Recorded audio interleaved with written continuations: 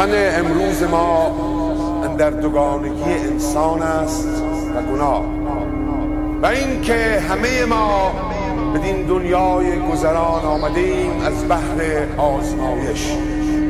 در ابتدا به امر پروردگار تکه گلی از زمین برگرفته شد و به درگاه او آورده شد. پس آن گل به فرمان پروردگار شکل یافت و نفس الهی در او دمیده شد و همه فرشتگان را برانداشت تا بر او سجده بردند الا شیطان که از سر حسادت از امر او سر باز کشید. و داستان یوسف و زلیخا خود شاهدی بر این دوگانگی. شیطان چنان بر وجود زلیخا غالب آمد و چنان او را به راه اطاعت نفس کشید که از خود شد.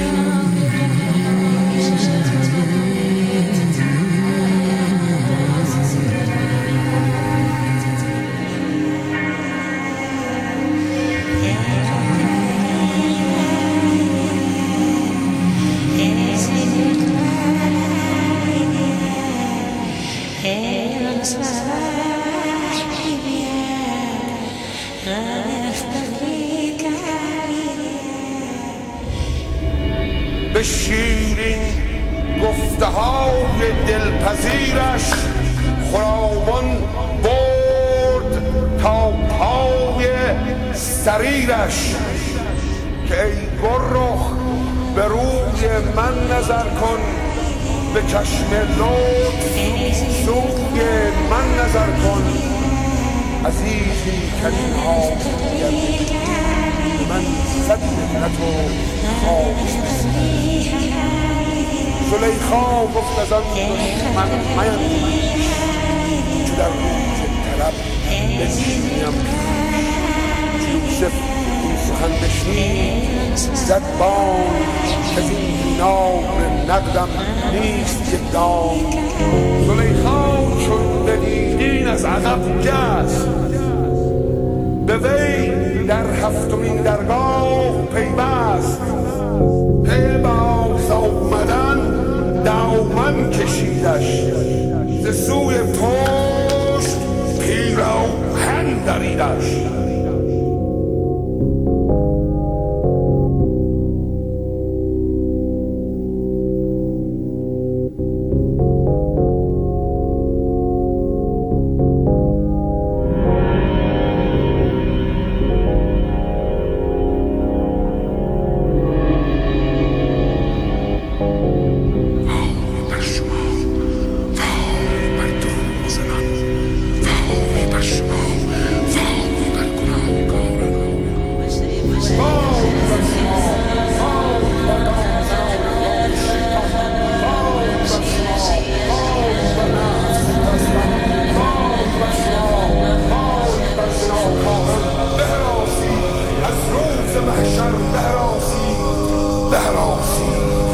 از خشم الهی بهراسی ای کجروان بهراسی.